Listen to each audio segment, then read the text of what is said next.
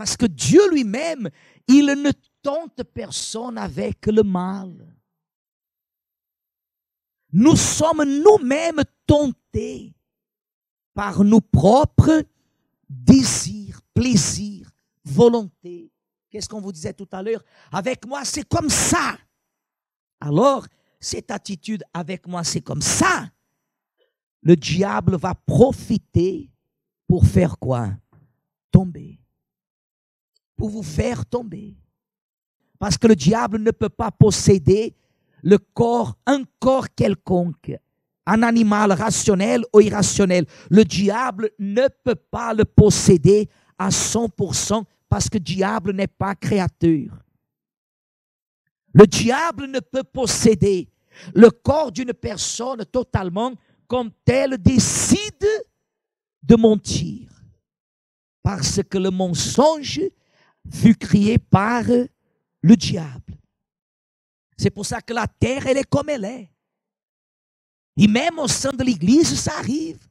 La personne, facilement, elle ne prostitue pas, elle n'adultère pas, elle ne vole pas, mais elle ment tout en considérant que c'est un petit mensonge.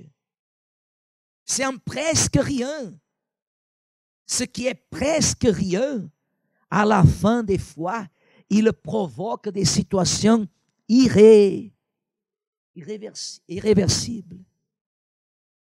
Il n'y a que la mort. Mais pour Dieu, rien n'est impossible.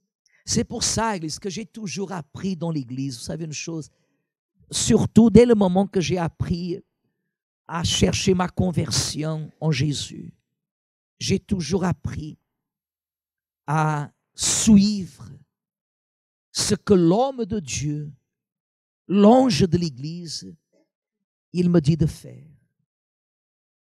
Qu'est-ce qu'on a appris semaine dernière, que vous connaissez tous? Dites, veillez et quoi? Et priez. Regardez-moi, Église. Des fois, vous veillez beaucoup contre le diable. Des fois, où vous allez, vous êtes vigilante contre le diable. Vous ne sortez pas de chez vous sans l'onction d'huile. Vous ne sortez pas de chez vous sans la prière du Notre Père. Vous sortez munis contre le diable. Mais vous oubliez de vous munir contre votre propre volonté. Votre désir qui est personnel. Et c'est ça que le diable manipule. Il le domine, faisant beaucoup tomber, parce que la personne s'inquiète beaucoup avec le diable. Ce misérable qui est attaché, écrasé en bas de nos pieds, elle voit le diable partout. Diable partout.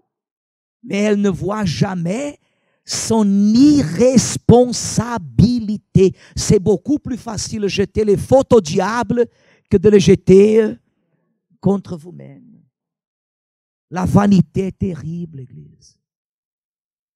C'est un qui dit à l'autre, « Ah, ma sœur, tu viens juste d'arriver à l'église, tu ne connais rien. » Et Dieu lui dit, « C'est toi qui ne connais rien. » C'est la sœur qui est en Christ depuis des années et elle pense qu'elle a l'autorité ou la condition de dire, de parler, de faire ce qu'elle veut, pensant qu'elle est quelque chose et elle n'est absolument. C'est pour cela que la Bible dit que les derniers deviennent les premiers et les premiers les derniers. La vanité. Et pour conclure, je vais vous dire une chose. La personne qui est vaniteuse, elle ne reconnaît jamais que c'est la vanité. La vanité a déjà détruit beaucoup et continue à détruire encore. Il y a beaucoup de personnes qui, si Dieu aurait déjà s'il aurait déjà exaucé leurs vœux, leurs prières, elles n'apprendraient jamais à être humbles. Dieu permet que des fois la situation continue, Église, et continue difficile pour que la personne soit comment? Humble. Parce que être humble, ce n'est pas dire je suis humble.